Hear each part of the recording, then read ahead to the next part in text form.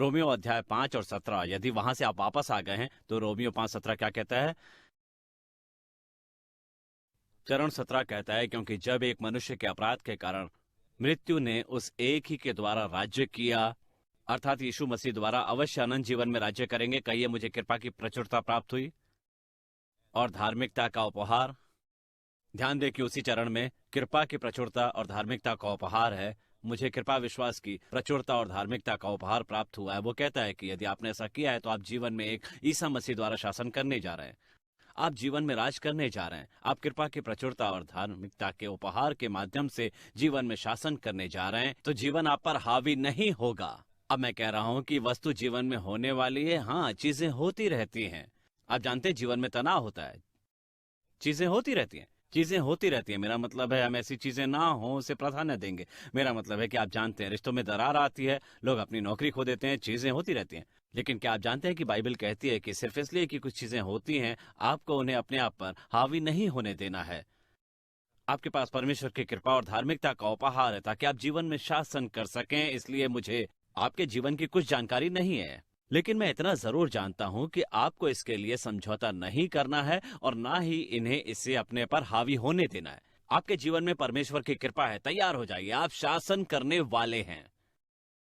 Hallelujah, आप शासन करने वाले हैं। कभी कभी आप जानते हैं, हम इन चीजों को देखते हैं जो होती हैं। हम इंसान हैं, हमारे पास भावनाएं हैं जो हम पे गहरा असर डालती हैं, प्रभावित करती हैं। लेकिन भूलना मत जो आपके पास है, और वो भूलना मत जो आप हैं। ये मत भूलो कि चीजें आपको दी गई हैं ताकि आप जीवन में शासन कर सकें, अपने आप में नयापन लाएं, कुछ करने के लिए अपने जीवन में परमेश्वर की कृपा पाएं।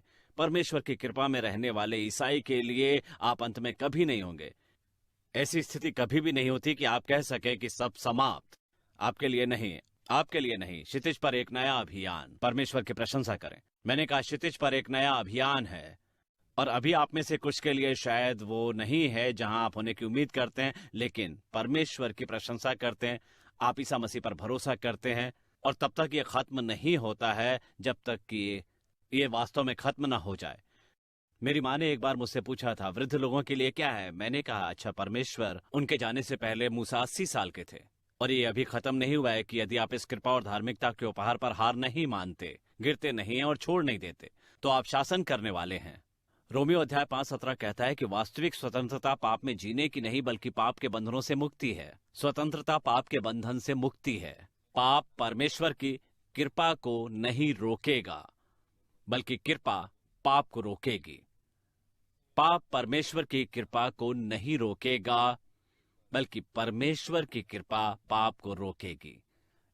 वो शक्तिशाली है। ईश्वर की कृपा पाप को रोकेगी। पाप भगवान की कृपा को रोक नहीं सकता। परमेश्वर की कृपा से पाप कभी नहीं अधिक होता। पाप कभी भी परमेश्वर की कृपा से खत्म नहीं होगा, लेकिन परमेश्वर की कृपा ने पहले ही पाप को खत्म कर दिया है। आमीन। एक बार फिर से तीतुस पर नजर डालते हैं। तीतुस की किताब अध्याय 2, दूसरे तिमुथियस पर जाएं। तीतुस अध्याय 2 चरण 11-12, चरण 11 और 12 को देखते हैं। परमेश्वर की प्रशंसा।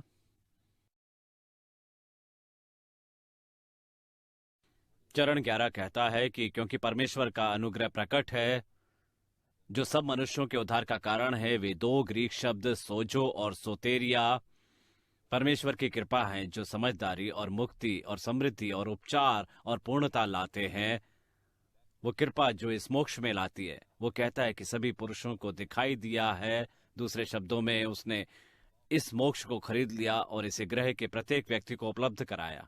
ठीक है, लेकिन वो कहता है कि जो लोग इसके लिए हस्ताक्षर करते हैं, वो कहते हैं कि हाँ, वो हमें चिताता है कि हम अभक्ति और सांसारिक अभिलाषाओं से मन फेर कर इस युग में संयम और धर्म भक्ति से जीवन बिताएं। क्या आप जानते हैं कि परमेश्वर की कृपा आपको अनुचित को नकारना सिखाएगी? परमेश्वर की कृपा आपको अनुचित को नकारना सिखाएगी। जब आप कृपा में रहना शुरू करेंगे तो असंगति को अस्वीकार करेंगे। परमेश्वर की आत्मा के अंदर गहराने से आपको इतना प्रभावित किया है जैसे आप नहीं, मुझे विश्वास नहीं होता मैं ही कह रहा हूं, लेकिन आप कहते हैं कि नहीं। आप कहते हैं कि नहीं, अगर सफेद चीनी ऐसी चीज है जिसको आप हर समय लेते हैं, आप जैसे कि, तो मेरे पास होनी ही है। ये एक चौंकाने वाली बात है कि परमेश्वर की कृपा के तहत आप ना कहते हैं, क्योंकि परमेश्वर की कृपा के तहत परमेश्वर चाहता है, क्योंकि वो आपको किसी चीज के बंधन में नहीं बांधना चाहता।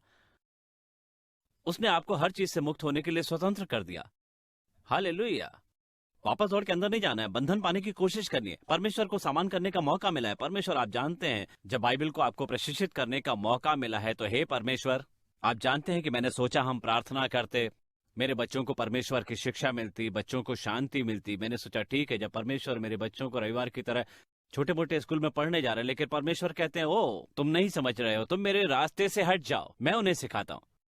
दूसरे शब्दों में, मैं उन्हें जीवन के बारे में कुछ चीजें दिखाऊंगा जो आपने अपने प्रदर्शनों की सूची में भी पाई हैं, उन्हें दिखाने के लिए क्या चल रहा है। मैंने सोचा वाह, जब परमेश्वर आपको सिखाता है तो वो जानता है कि आपको मन में कैसे सिखाना है, वो जानता है कि आपको कैसी गहराई से पढ़ाना है, क्योंकि वो जानता है कि सब कुछ की जड़ कहाँ है, वो आपको सिखाएगा। वो हमेशा आरामदायक नहीं होगा, लेकिन जब परमेश्वर आपको सिखाता है तो वो आपको सिखाएगा। परमेश्वर की कृपा जानती है कि आपको सत्य से इनकार करना है कैसे सिखाया जाता है। आप 1 या 2 बार चुनते हैं जबकि आप मरने वाले होते हैं, जब आप चट्टान पर लटके हुए होते हैं, आप कहते हैं हे परमेश्वर। परमेश्वर जानता है आपको कैसे याद दिलाना है। आप तो जानते ही हैं कैसे देना है। नहीं, आपको पता है आप इतने नशे में हैं, आप बीमार हैं या आप बुरे हैं। परमेश्वर जानता है कैसे, और अब वो आपके साथ ऐसा नहीं कर रहा है। वो आपके साथ ऐसा नहीं कर रहा है। परमेश्वर आपको प्यार करता है, लेकिन आपको पता है परमेश्वर आपके जीवन में हर चीज जो आपके जीवन में मौजूद है, आप उसका उपयोग करेंगे। तो आप जानते हैं कि क्या बुरा है। मैं ये नहीं कह रहा कि जरूरी रूप से बुरी चीजें होंगी, लेकिन परमेश्वर आपके अच्छे और बुरे सभी चीजों के माध्यम से काम करेंगे। आप उसे जो भी देते हैं, वो उसे आपके जीवन से जोड़ देगा जहां आप हैं, उस जगह लाने के लिए, ईसा मसीह के चरित्र का निर्माण करने के लिए। ये कभी मत भूलें, आपके जीवन के लिए परमेश्वर की इच्छा, उद्देश्य जो परमेश्वर हमें लाने की कोशिश कर रहा है, उसे ईसा मसीह के चरित्र में बदलना होता है। ठीक है, अब दूसरे क्षेत्र को देखते हैं। कृपा आलसी बनने का अनुज्ञा पत्र नहीं है। कृपा आलसी बनने का अनुज्ञा पत्र नहीं है। अब कुरिन्थियों 1 अध्याय 15 और चरण 10 को देखें। प्रचारक पौल यहां कुछ कहता है, यह आलसी बनने का अनुज्ञा पत्र नहीं है। मुझे नहीं पता कि आपने इस पर ध्यान दिया है, लेकिन मैंने कुछ लोगों पर ध्यान दिया है। मैं कृपा के अधीन हूं, मुझे कुछ नहीं करना है। ये कृपा नहीं है। कृपा हमें इसलिए नहीं दी गई है ताकि हम सब आलसी बने। वास्तव में जब कृपा आपके जीवन में होती है तो आप अपने आप को बहुत कुछ करता पाते हैं। एक बार जब कृपा आपके जीवन में आती है तो आप पहले से ज्यादा काम करने लगते हैं। चरण 10 कहता है कि परमेश्वर की कृपा से ही मैं जो हूं वो हूं, और उसका अनुग्रह है जो मुझ पर हुआ है वो व्यर्थ नहीं हुआ है, परंतु मैंने उन सब से बढ़कर परिश्रम भी किया, तो भी ये मेरी ओर से नहीं हुआ, बल्कि परमेश्वर के अनुग्रह से जो मुझ पर था। ध्यान दें कि जब परमेश्वर की कृपा उसके जीवन पर आई तो वे कहते हैं कि मैंने श्रम किया, मैंने प्रचारकों से अधिक काम किया, क्योंकि परमेश्वर की कृपा उसके जीवन पर थी, परमेश्वर की कृपा की वजह से। इसलिए पौल ने बहुत काम किया, लेकिन वो अभी भी इस आश्वासन में आराम कर सकता है कि परमेश्वर की कृपा है जो उसके माध्यम से काम करती है। अब परमेश्वर में विश्राम का अर्थ निष्क्रियता नहीं है। कोई कहता है कि मैं परमेश्वर में आराम कर रहा हूं। क्या इसलिए आपने पिछले महीने के लिए कुछ नहीं किया? नहीं, परमेश्वर में आराम नहीं करने का मतलब निष्क्रियता नहीं है। परमेश्वर में विश्राम करने का अर्थ है कि जब मैं कड़ी मेहनत करता हूं तो मुझे विश्वास है कि कृपा मेरे जीवन में महान चीजों का निर्माण करने वाली है। जबकि मैं कड़ी मेहनत कर रहा हूं, और मैं आपसे कहता हूं कि परमेश्वर की कृपा से आप आत्माओं को और अधिक जीतना, अधिक प्रार्थना करना, मैं इन चीजों के बारे में नहीं जानता, लेकिन मुझे अपने जीवन पर परमेश्वर की कृपा मिली और अब मैं ऐसा नहीं कर रहा हूं। आप जानते हैं, खैर मुझे अपने जीवन पर परमेश्वर की कृपा मिली। जब आपके जीवन पर परमेश्वर की कृपा होती है तो आप सभी सेवाओं में जा सकते हैं, है ना? जब आपके जीवन पर परमेश्वर की कृपा होती है तो आप पहले जो कर रहे थे उससे 4 गुना अधिक कर रहे होते हैं। अब मुझे नहीं पता कि मैंने 4 ही क्यों चुने, लेकिन कहना यह कि आपके जीवन में कृपा आने से पहले जो करते थे उससे अधिक ज्यादा आप करने लगते हैं। हालांकि ये एक अलग तरीके से काम करता है। कृपा हमें आवश्यकताओं से कभी नहीं डराती, और ना ही ये हमारे ऊपर कभी समस्याओं का भारी बोझ आने देती है, लेकिन इसकी बजाय ये हमें दोनों काम करने, संकल्प करना और भलाई करना, ये दोनों लाती है। अब हम फिलिपियों के चरण 2 पर जाएं। मैं बताता हूं वो क्या है। फिलिपियों अध्याय 2 चरण 13। हाँ, मैं चरण 12 और 13 पढ़ना चाहता हूं। याद रखें कि परमेश्वर की कृपा आपके जीवन पर है, व्यर्थ नहीं। इसके लिए क्या है, आप अधिक श्रम करते हैं।